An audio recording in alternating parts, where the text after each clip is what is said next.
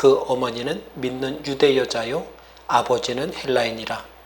디모데는 루스드라와 이고니온에 있는 형제들에게 칭찬받는 자니 바울이 그를 데리고 떠나고자 할새 그 지역에 있는 유대인으로 말미암아 그를 데려다가 할례를 행하니 이는 그 사람이 그의 아버지는 헬라인인 줄 다 알미러라. 아멘. 자, 여러분, 오늘 3절 마지막 부분에 나와 있는 다 알미라 라는 말씀으로 이 단락의 마지막 말씀을 전하고 다음 단락으로 넘어가고자 합니다. 여러분, 16세기에 잉글랜드의 철학자인 프랜시스 베이컨은 아는 것이 힘이다 라고 말을 했어요. 그는 사람은 아는 만큼 인생을 살아낼 수 있다고 봤어요. 그래서 베이컨은 인간이 인생을 잘 살아내려면 무엇보다도 좋은 경험이 필요하다고 생각했습니다. 베이컨의 경험론은 바로 여기에서 출발합니다. 따라서 한 사람이 좋은 인생 경험을 하는 것이야말로 그 사람이 인생을 보석처럼 살 수 있는 비결이라고 그는 봤던 것이죠. 근데 이와는 반대로 이 시대를 보면 어떻습니까? 오히려 아는 것이 많아서 병인 경우가 생겼어요. 너무 많이 알아서 탈이에요. 정확한 정보는 아닌데 의사보다 자신이 더 많이 안다고 생각하는 분들이 세상에 많아요. 그게 병원에 안 가는 거예요. 아는 게 병인 거죠. 고사성어에도 식자우환이라는 말이 있지 않습니까? 일자 무식보다도 글자를 아는 것이 오히려 근심이 된다는 것이죠. 사람이 살다가 걱정이 생겨서 걱정하고 사는 거야 어쩔 수 없습니다만은 걱정을 미리 사서 하는 사람들이 예전에 비해서 훨씬 많아졌습니다. 특히 이 코로나 시국에 어떤 병도 생겼냐면 이 코로나 시대를 지나면서 사이버 건강 염려증으로 고생하는 분들이 많이 생겼다고 그래요. 이게 뭐냐면 사이버 건강 염려증이란 건강과 삶에 대한 그 걱정과 불안을 지나친 인터넷 검색의 결과로 더 불안함을 가지고 사는 사람들을 이 사이버 건강 염려증에 걸린 사람들이라고 말하는 거예요.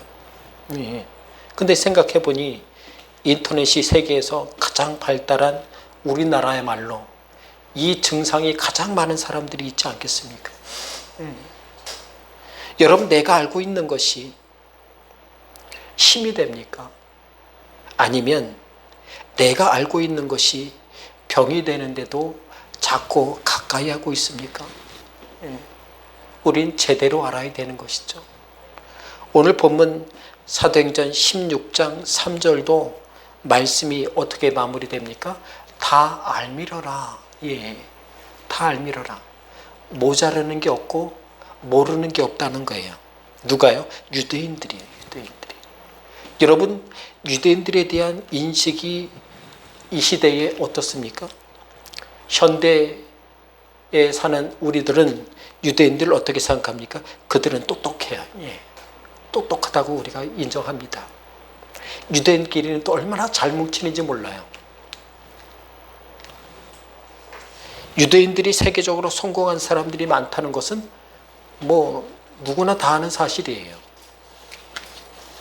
근데 예전이나 지금이나 유대인들만 모르는 것이 있는데 그건 바로 예수 그리스도가 구세주라는 것을 몰라요. 그 똑똑한 사람들이, 그 부지런하고 성공 잘하는 사람들이 실패를 모르는 그런 유대인들이 예수 그리스도가 구세주라는 것을 몰라요. 얼마나 안타깝습니까? 사도 바울은 그게 안타까운 거예요. 어떻게 유대인들이 예수를 그리스도라고 인정할 줄 모르는가?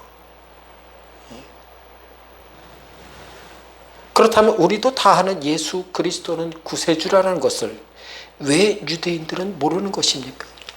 그 이유는 세상 사람들이 예수를 안 믿는 이유와 비슷해요. 믿음이 없이는 예수가 구세주라는 사실을 알 수 없어요. 믿을 수가 없어요. 믿음이 없이, 인정이 없이 예수가 구세주라는 사실을 내 마음에 받아들일 수 없는 거예요. 따라서 예수를 믿는다는 것은 아무리 똑똑해도, 아무리 잘 뭉쳐도, 아무리 성공을 잘하는 사업수완이 있어도 믿음이 없으면, 은혜가 없으면 예수님이 구세주라는 것을 누구도 믿을 수 없다는 거예요. 그러니 우리가 예수를 믿고 하나님의 자녀가 됐다. 이거 얼마나 복된 건지 몰라요. 복 중에 복이에요. 은혜 중에 은혜예요. 오늘 본문에도 나오는 루스드라로부터 이고니온에 살던 유대인들을 보시기 바랍니다. 그들은 세상을 살아가는 지식으로 모르는 것이 없는 사람들이었어요. 돈 버는 데는 따라올 자가 없는 사람들이었습니다. 성공하는데 도 같은 사람들이에요. 다른 사람들을 잘 판단하고 지적하는데 달란트를 가지고 있었던 사람들이에요. 그러나 정작 알아야 할 예수를 알지 못하고 믿지 못하고 받아들이지 못하는 불쌍한 사람들이었다는 것입니다.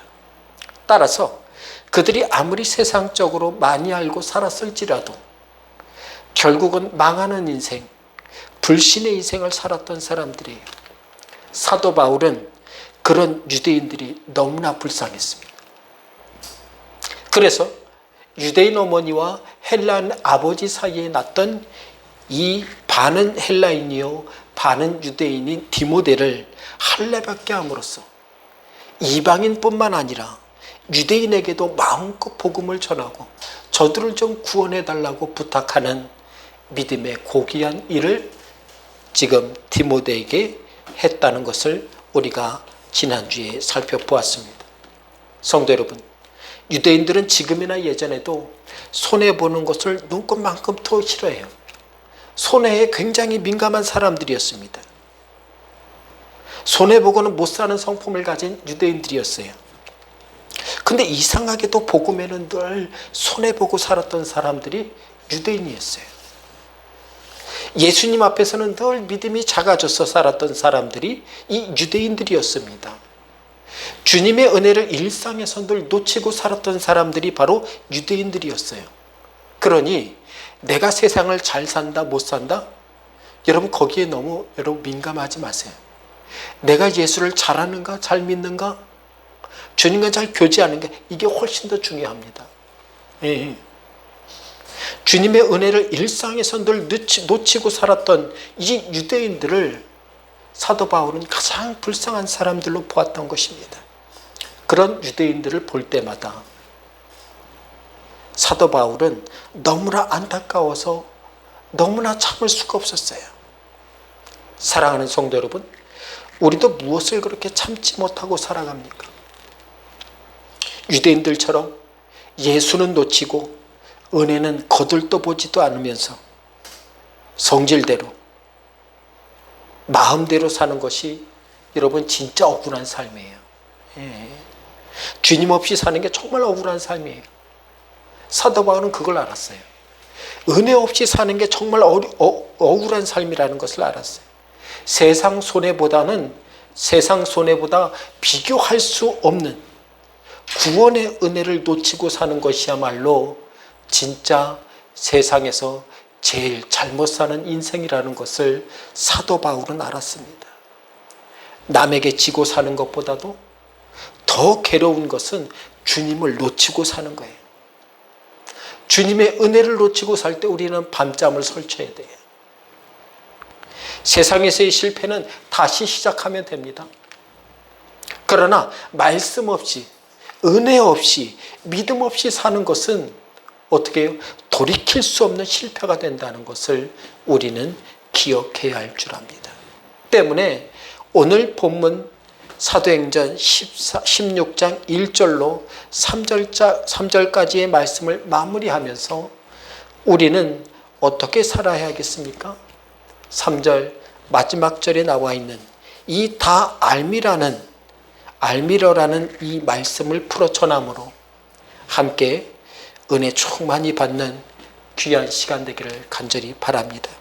첫 번째로 오늘 본문은 성도는 은혜로 살아야 한다는 것을 우리에게 가르쳐 주고 있습니다. 성도는 은혜로 살아야 돼요. 예. 돈도 필요하지만은 돈을 어떻게 해요? 은혜로 쓸 줄 알아야 행복합니다. 예. 건강이 있어야 저절로 행복해지는 게 아니라 건강을 은혜롭게 써야 행복한 거예요. 그죠? 예. 여러분, 오늘 본문에 나오는 다 알미러라는 말씀의 뜻을 통해 우리는 루스드라에서부터 이고니온에 있는 유대인들이 인생을 어떻게 살았는지를 알 수 있어요. 예. 첫째로 이 다 알미러라는 말씀의 의미는 본다, 느낀다, 감지하다 이런 뜻이 있어요.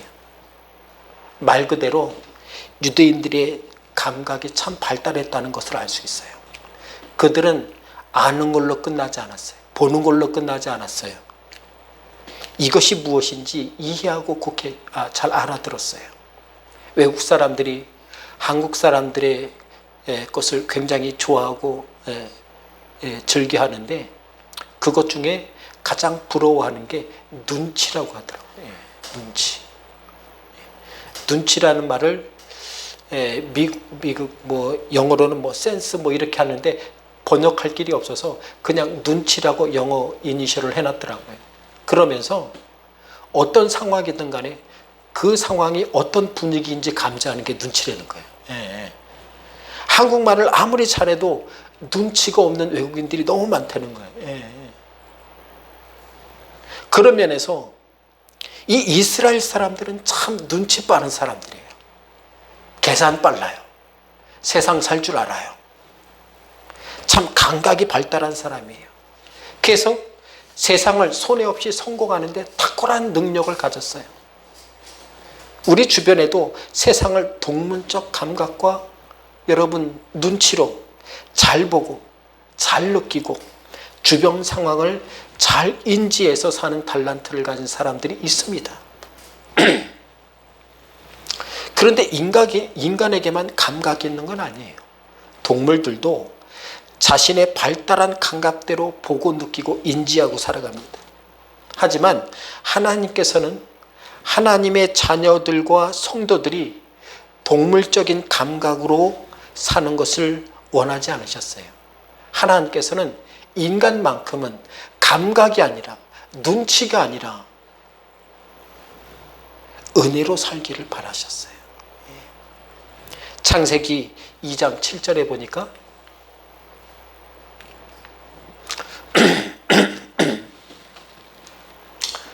제가 읽어드립니다. 여호와 하나님이 땅의 흙으로 사람을 지으시고 생기를 그 코에 불어넣으시니 사람이 생명이 되니라. 이렇게 말씀하고 있습니다.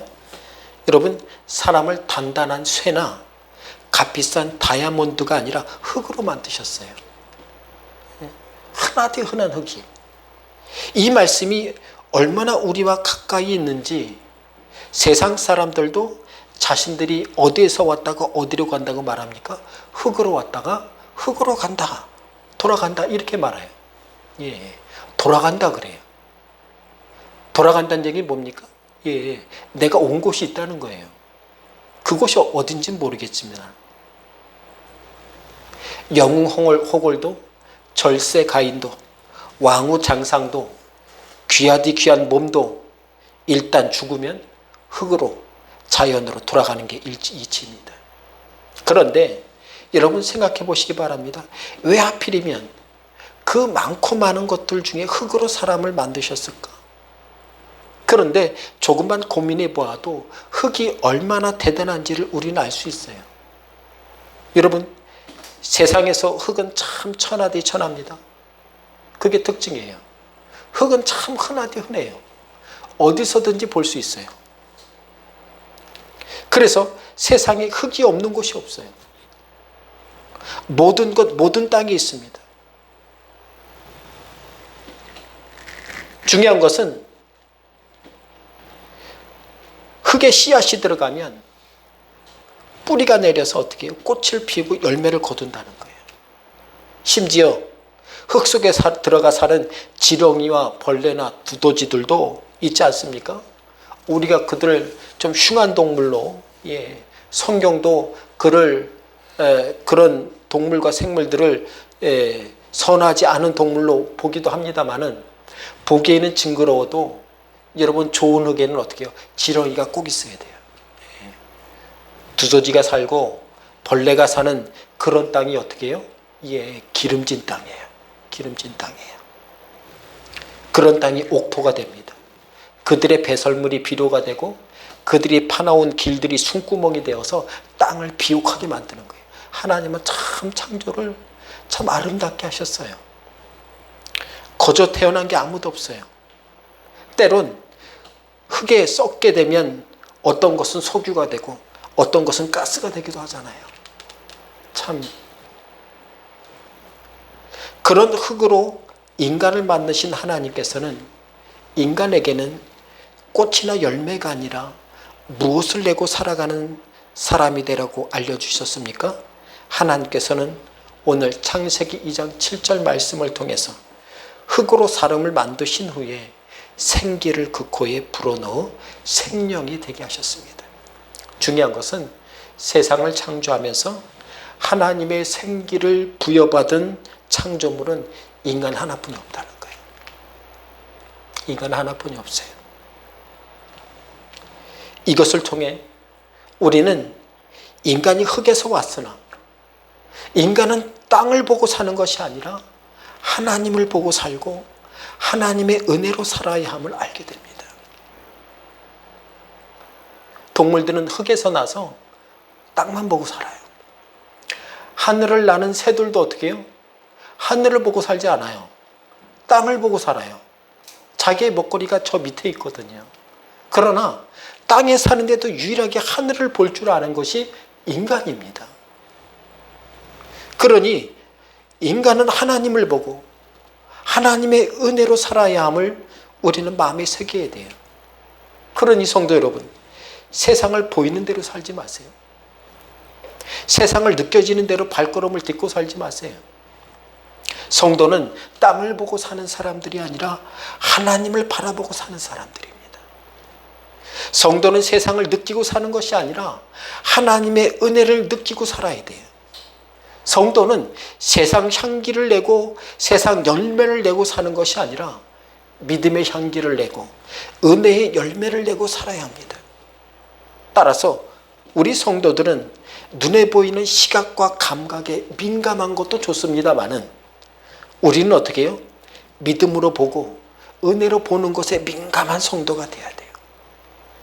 그렇다면 성도가 세상의 시각과 세상의 시선에 민감함을 내려놓고 하나님의 은혜를 민감하게 보고 살고 느끼고 살려면 어떻게 해야 되는가? 성도의 변화된 삶은 내 고집을 내려놔야 그때부터 믿음으로 볼 수 있는 거예요. 여러분, 믿음은요, 내 고집을 내려놔야 돼요. 내 지식을 내려놔야 돼요.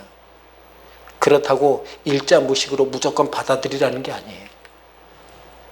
하나님의 뜻과 하나님의 은혜가 무엇인가를 우리는 묵상할 줄 알아야 돼요. 내 생각을 내려놓은 그 자리에서 우리는 믿음으로 은혜로 보고 사는 것이 가능해진다는 것을 경험하게 됩니다.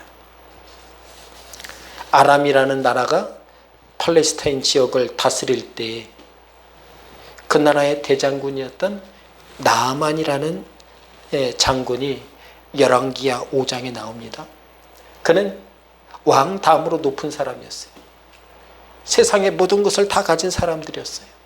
그런데 한 가지, 문둥병에 걸리고 말았어요. 세상을 다 가졌으나 건강을 잃으면 어떻게 해요? 아무 소용이 없습니다. 그 인생에 기쁨이 없어요. 그런데 어느 날 그 집에 노예로 잡혀왔던 이스라엘 소녀 하나가 이스라엘에 가면 엘리사라고 하는 하나님의 사람이 있는데 그가 기도하면 못 고치는 병이 없습니다 라는 말을 하는 거예요. 그 어린 소녀가 뭘 안다고. 어른들이 말을 무시할 수 있었어요.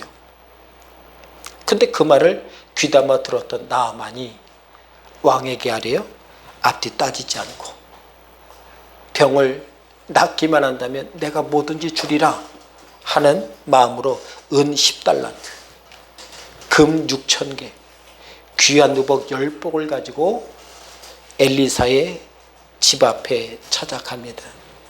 그리고 엘리사에게 자신의 문둥병을 고쳐만 달라고 하죠. 그런데 나만이 이 말들과 병거들을 데리고 엘리사의 집 문 앞에 섰을 때 열왕기하 5장 10절에서 엘리사가 그를 어떻게 대했습니까? 5장 10절 읽어드립니다. 엘리사가 사자를 그에게 보내 이르되 너는 가서 요단강에 몸을 7번 씻으라 내 살이 회복되어 깨끗하리라 하는지라.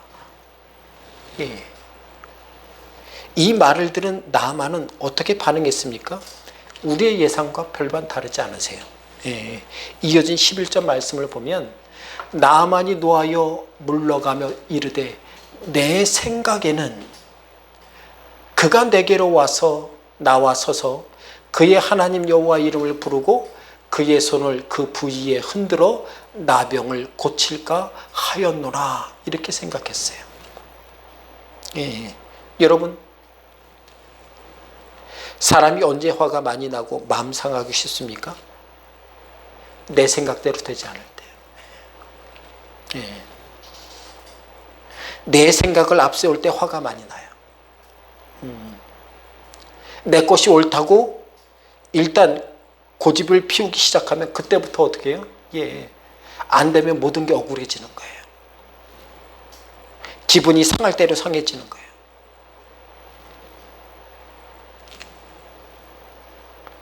오늘 나만이 언제 화가 나고 기분이 상했습니까?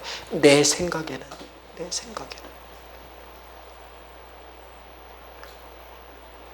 자기 생각에는 이미 이렇게 돼야 된다고 생각하고 왔어요. 근데 여러분, 하나님은 어떻게 해요? 너 생각대로가 아니라 어떻게 해요? 하나님 생각대로 따라오라고 말씀하고 계세요. 하나님의 뜻이라고 말씀하는 대로 좀 듣고 살라고 우리에게 지금 가르쳐주고 있는 것이죠. 나만의 문둥병이 그래서 이 불치병과 같은 병이 언제 나왔습니까? 열왕기하 5장 14절에 보니까 나만이 이에 내려가서 하나님의 사람의 말대로 요단강에 7번 몸을 잠그니 그의 살이 어린아이의 살같이 회복되어 깨끗하게 되었더라. 여러분, 이 말은 엘리사의 말을 잘 듣고 순종했다는 말이 아니에요. 하나님의 말을 인정했다는 거예요. 하나님의 말은 언제 인정할 수 있습니까? 내가 믿을 때요. 즉 나만에게 믿음이 생겼다는 거예요. 여러분, 믿음이 생겨야 순종도 하는 것 아닙니까? 생각을 바꿀 수 있는 거예요. 여러분, 내 생각이 자꾸 바뀌지 않는다. 여러분, 내게 믿음을 달라고 하나님께 구해야 돼요. 하나님, 내 믿음이 작습니다. 내게 은혜를 주셔야 돼요. 하나님이 주신 말씀대로 생각을 바꾸고 행했더니 나만의 인생에 은혜가 가득해지는 것이 어떻게 해요? 순간이에요, 순간. 예. 찰나예요. 성도 여러분, 내 생각과 내 고집, 내 지식으로 살면 세상 사람과 별반 차이 없는 인생을 살게 됩니다. 성도는 그래서 믿음으로 살아야 돼요. 성도는 하나님의 은혜대로 살아야 합니다. 하나님이 주시는 말씀대로 생각하고 살아감으로 하나님의 열매를 맺고 살아가는 성도 되시길 간절히 바랍니다. 또 흙은 무엇이든지 품으면 뭔가 결과를 내요. 예, 흙은 뭔가 심겨지면 결과를 내요. 세상에 온갖 잡동사니가 흙 속에 들어가면 흙은 개의치 않고 심은 대로 열매를 거둡니다. 근데 여기에서 하나님이 지혜를 주세요. 꼭 콩 심은 데 콩나게 하신다는 거예요. 팥 심은 데 팥나게 하신다는 거예요. 즉 우리는 이 땅에서 뭘 심고 살아야 됩니까? 흙이 아니라 우리의 삶 속에 믿음을 심고 살아야 돼요. 그래야 은혜가 임합니다. 기도를 심고 살아야 돼요. 그래야 응답이 임하는 거예요.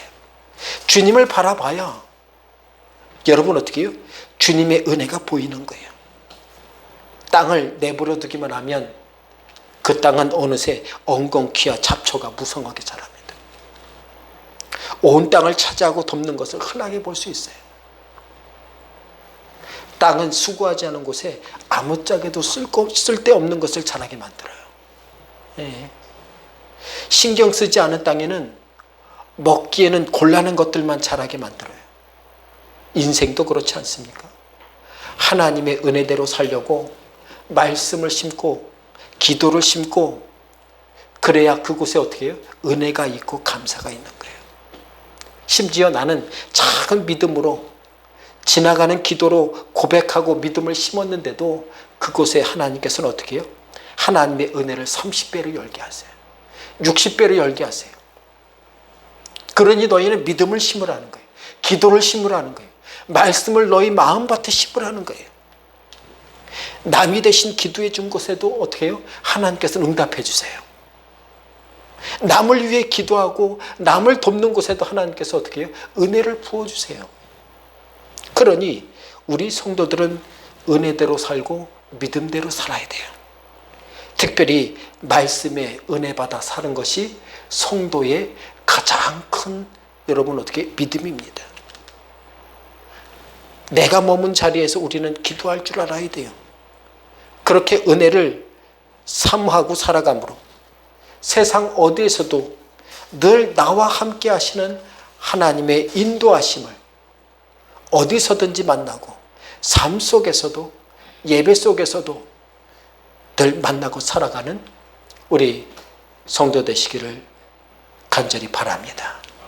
두 번째로 성도가 은혜로 살고자 한다면 성도는 어떻게 해요? 주님을 찾을 줄 알아야 돼요. 주님을 찾을 줄 알아야 돼요. 오늘 본문의 제목인 다 알미라는 말씀의 두 번째 의미는 주목하다, 관찰하다, 체험하다, 찾아보다, 정말 여러 가지 뜻이에요. 다방면으로 참 이스라엘 사람들은 많이 알아요. 주목할 줄 알고 관찰할 줄 알고 체험할 줄 알고 찾아볼 줄 알아요. 그래서 부자가 되는 거예요. 예. 유대인들은 여러분 주목을 참 잘해요. 관찰도 잘합니다. 어떻게 귀신같이 찾아내는지 몰라요. 심지어 남의 꼬투리를 잡아내는 것도 어떻게 해요? 얼마나 잘하는지. 예수 그리스도를 믿는 사람들을 어떻게 해요? 예, 얼마나 잘 괴롭히고 살았는지 몰라요. 그러나 단 한 가지, 그들이 다 알 정도로 잘 주목하고 관찰하고 체험하고 찾아볼 줄 알았음에도 불구하고 그들은 예수님께 신경을 끄고 살았던 사람들이에요. 얼마나 불쌍한지 몰라요. 세상에서 가장 억울한 사람이 누굽니까? 남이 받은 은혜를 구경만 하고 사는 사람들이에요. 이 사도행전 말씀 속에 가장 억울한 사람이 누굽니까? 유대인들이에요. 이방인들이 은혜 받는 것을 구경하고만 살았어요. 루스드라에서 이고니온에 있는 유대인들을 보세요. 그들이 주목하고 관찰하고 찾아보았던 사람은 자신들이 가장 잘 안다고 자부할 수 있는 디모데 한 사람을 얼마나 잘 주목하고 살았는지 몰라요. 예. 저가 어떻게 사나 보자, 두고 보자, 이런 시선으로 디모데를 주목했어요. 그 어린 청년 디모데를 여러 사람이 돌아가면서 감시하고 주목하기란 너무나 쉽습니다. 그러나 그 여러 사람이 한 사람 디모데가 그렇게 풍성하게 받은 하나님의 은혜를 구경만 하고 살았다는 거예요. 얼마나 안타깝습니까? 남이 받은 하나님의 은혜를 옆에서 지켜만 보고 구경만 하고 배 아픈 사람이 되고 만 것이에요. 오늘 본문에 나오는 유대인들을 보세요. 그들은 스스로 다른 사람들과는 단절되어 살았습니다. 남에게 주지도 않았을 뿐더러 받지도 않고 살았어요. 우리는 은혜를 구경만 하고 살아서는 안 됩니다. 남이 받은 은혜를 간증으로만 듣지 마세요. 내가 은혜의 주인공, 간증의 주인공이 되기를 우리는 사모해야 돼요. 하나님, 나도 간증히 하고 싶습니다. 은혜 받고 싶습니다. 우리는 구해야 돼요. 구하면 주세요. 구하면 주세요. 그렇다면 성도가 은혜의 주인공, 간증의 주인공으로 살아가려면 어떻게 해야 하겠습니까? 내가 주목하고 관찰하고 체험하고 찾는 것이 달라져야 돼요. 우리의 시선이 세상에 고정되었을 때에 하나님을 보고 산다는 것은 정말 어렵습니다. 내가 하나님을 바라보고 살 때 하나님을 찾아 사는 것이 쉬워지는 거예요. 예.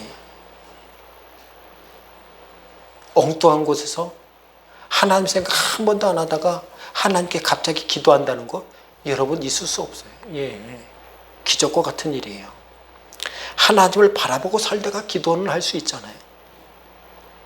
세상을 관찰하고 살면 세상 일이 자꾸 눈에 들어오는 게 당연한 겁니다. 그런데 내가 말씀을 관찰하고 찬송을 관찰하고 기도를 관찰하고 사는 사람은 기도할 게 자꾸 눈에 보여요. 말씀이 자꾸 눈에 들어 마음을 헤집고 들어와서 감동을 주고 은혜를 줘요. 성도 여러분, 세상을 어떻게 사는 것이 잘 사는 것입니까? 세상 사람이 부러워하는 삶을 사는 것이 인생을 잘 사는 비결입니까? 아니에요. 성도는 하나님이 주시는 은혜대로 믿음대로 사는 사람을 부러워할 줄 알아야 돼요. 믿음으로 사는 게 부러운 거예요. 그리고 나도 믿음대로 은혜대로 살고 싶어 해야 합니다. 그러니 내 삶의 방향을 세상에서 하나님께로 돌리시기 바랍니다. 하나님께 돌리면, 시선을 돌리면 여러분 어떻게 해요? 하나님께 기도할 게 보여요. 말씀이 자꾸 귀에 들려요. 내 생각을 세상이 주는 고민과 걱정과 근심으로 채워 살지 마시기 바랍니다. 하나님이 주시는 믿음의 생각, 은혜의 생각, 기도의 생각, 감사의 생각으로 채워 사시기 바랍니다. 그렇게 삶을 하나님께로 방향만 돌려도 세상을 보는 시선이 달라지는 거예요. 사람을 대할 때마다 싸우고 다퉈야 하는 대상으로 보이는 것이 아니라 그 사람들은 어떻게 해요? 하나님의 은혜를 나눠야 하는 사람들로 보이게 되는 거예요. 그래야 그렇게 보여요. 또한 성도가 주님을 찾을 수 있고 만날 수 있는 곳이 어디입니까? 우리가 지금 드리고 있는 주일 예배야말로 하나님을 찾고 하나님을 구하고 하나님의 말씀을 마음 깊이 들이마시고 살 수 있는 귀중한 시간이라는 사실을 우리는 기억해야 합니다. 한 주간 내내 세상에 시달려 살다가 믿음의 생각, 믿음의 은혜는 다 잃어버리게 되었을 때에, 그래서 내 생각, 내 고집, 내 성질이 내 삶을 헤집어 놓으려고 할 때 성도는 어떻게 하면 됩니까? 예배는 세상 고집을 죽이는 곳이에요. 그죠? 세상 고민을 죽이는 곳이 예배예요. 세상 걱정을 여러분 드러내고 가는 곳이 예배예요. 세상 짐을 다 맡기고 가는 곳이 예배입니다. 말씀은 내 생각을 내려놓는 기회가 되는 곳이에요. 내 생각을 내려놓고 하나님의 말씀은 이렇구나, 이걸 깨닫고 가는 것이에요. 기도는 내 성질을 죽이고 하나님의 은혜로 다시 일어나 활개치고 살도록 돕는 활력의 통로가 된다는 사실을 여러분 기억하시기 바랍니다. 사랑하는 성도 여러분, 그러니 성도는 삶이 예배가 되도록 해야 돼요. 삶이 예배가 되어서 세상 고집스러운 것, 내 고집스러운 걱정들은 어떻게 해요? 다 죽이고 사는, 예배 때마다 죽이고 다시 하나님의 은혜로 살아갈 수 있는, 그래서 삶이 예배가 될 때 내 고집과 내 성질은 죽고 성도는 주님의 힘으로 살게 된다는 것입니다. 그래서 사도 바울도 고린도전서 15장 31절에서 고린도에 있는 성도들과 교회들에게 이렇게 고백하지 않습니까? 형제들아, 내가 그리스도 예수 우리 주 안에서 가진 바 너희에게 대한 나의 자랑을 두고 단언하노니 나는 날마다 죽노라. 그가 여러분 아파서 그렇습니까? 아니에요. 인간적인 고집을 자꾸 죽이고 내 생각을 죽이고 살았더니 어떻게 해요? 하나님의 은혜로 살게 되는 능력이 생기는 거예요.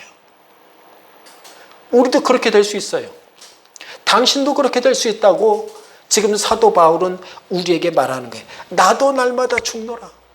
당신들도 날마다 죽는다면, 예배로 죽고 말씀으로 죽고 기도와 은혜로 죽고 산다면 하나님의 은혜가 살아 우리의 삶을 휘저어 놓을 것이라고 우리에게 말씀해 주고 있습니다. 사도 바울은 누구보다도 주님 앞에서 성질 죽이고 살았어요.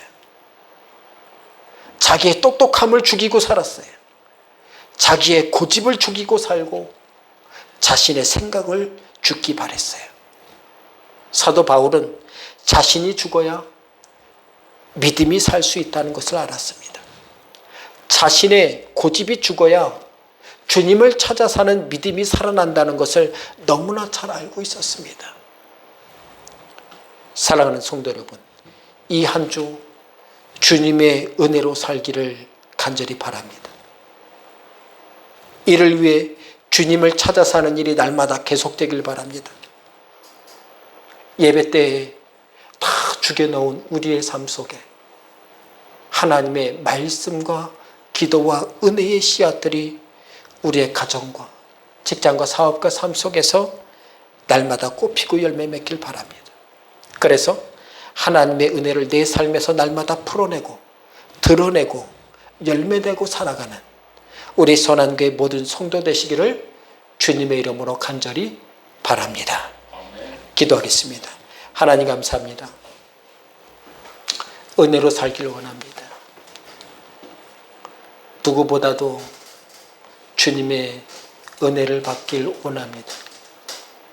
흙이 심기는 대로 거두듯이 주님 믿음을 심고 기도를 심습니다. 주님 내 삶의 작은 믿음의 씨앗, 겨자씨만한 믿음도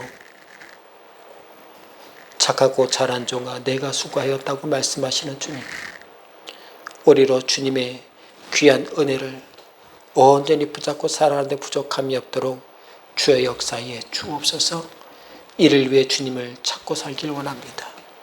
날마다 찾고 어려운 중에 찾으며 감사 중에 찾으며 은혜 중에 찾으며 부족함 중에 찾아 살아가므로 어디서든지 내가 죽고 하나님의 은혜가 살아 가정이 하나님의 은혜가 풍성케 하시고 우리의 삶 곳곳에서 주님의 은혜를 온전히 누리고 간직하며 살아가는 우리 모든 성도들에게 역사에 주옵소서. 예수님의 이름으로 기도하옵나이다. 아멘.